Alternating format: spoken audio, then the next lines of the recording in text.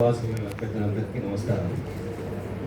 మాకు ఈ విశ్వబ్రాహ్మణ ధర్మపీఠంతో మా నాన్నగారికి చాలా అనుబంధం ఉంది. మా నాన్నగారి పేరు కన్నెగంటి సత్యనారాయణ, నల్గొండలో తెలుగు పండిట్గా రిటైర్ అయ్యారు. చాలా పుస్తకాలు అంటే వివాహ క్రమణిక, వివాహ సంస్కృతి ఇవన్నీ చాలా పుస్తకాలు రాశారు. ఈ ధర్మపీఠానికి 2008 దాకా చాలా అసోసియేషన్ మా నాన్నగారికి ఉంది. ధర్మపీఠం ద్వారా వెలువడిన ఎన్నో సాహిత్య పుస్తకాలు, చాలా గ్రంథాలన్నీ మా ఇంట్లో ఇప్పటికీ ఉన్నాయి. చాలా చదివాను. దాంట్లో నాకు మొదటి నుంచి ధర్మపీఠం అంటే ఎనలేని ఆప్యాయత. ఇలాగే దీని వైభవాన్ని కొనసాగించాలని కోరుతూ ముగిస్తున్నాను. థ్యాంక్స్. వీళ్ళు కూర్చోండి, లాల్గొండ కూర్చోండి. మీరు వచ్చారట అన్న, మీరు ఒకసారి లేచి నిలబడితే,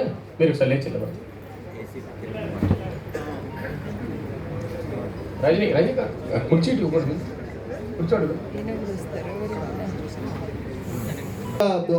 సోమనాథరావు గారు హిందీ పండితులు, మరియు మన పెద్దపాటి నాగేశ్వరరావు గారు కూడా ఉండేవారు. వారు ఏకాంబరాచార్యులు కూడా మీరు చూసే ఉంటారు. ఆయన ప్రభుత్వ ఉద్యోగి కూడా. ఈరోజు స్వర్ణోత్సవాలు జరుపుకున్న సందర్భంలో వారికి ప్రత్యేక ధన్యవాదాలు తెలియజేస్తున్నాను.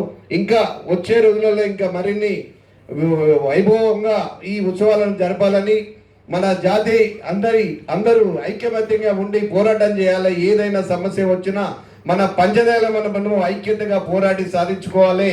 కానీ విడిపోవడానికి ప్రయత్నం చేస్తూ చిచ్చు పెట్టుకోకూడదు.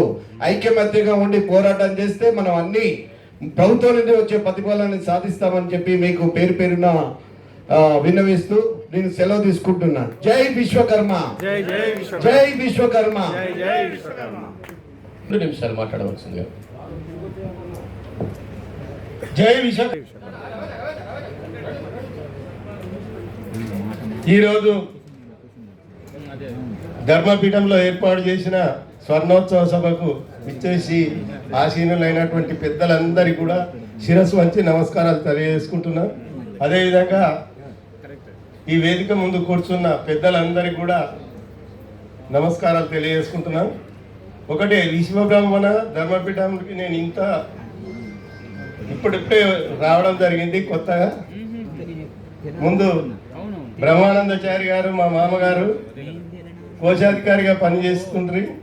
అతని తర్వాత వీళ్ళందరూ నేను లేకుండా కానీ నన్ను ఏరి కోరి ఇక్కడ కోశాధికారిగా పెట్టినందుకు వారందరికీ కూడా పేరు పేరున ధన్యవాదాలు తెలియజేసుకుంటున్నాను. అదేవిధంగా నాకు ఇచ్చిన ఈ అవకాశాన్ని సద్వినియోగం చేసుకొని ఈ ధర్మపీఠాన్ని ఉన్నత శిఖరాలకు చేర్చడానికి నా వంతు కృషి చేస్తానని సభాముఖంగా మీ అందరికీ తెలియజేస్తున్నాను.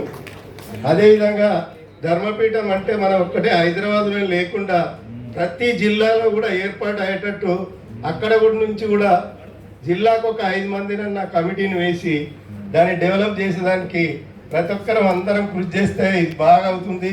మన విశ్వకర్మ ధర్మాలను మనం ఆచరించే పద్ధతులను అందరికి కూడా నేర్పి మన విశ్వకర్మ జాతిని మేల్కొల్పడానికే ఈ ధర్మపీఠం ఉన్నది. కాబట్టి ఈ ధర్మపీఠానికి అందరు సహకరించినట్టయితే ముందున ఇంకా గొప్ప పనులు చేసి మీ అందరికీ సహకరిస్తారని తెలియజేస్తూ నాకు ఇచ్చిన అవకాశానికి ధన్యవాదాలు తెలియజేస్తున్నాను.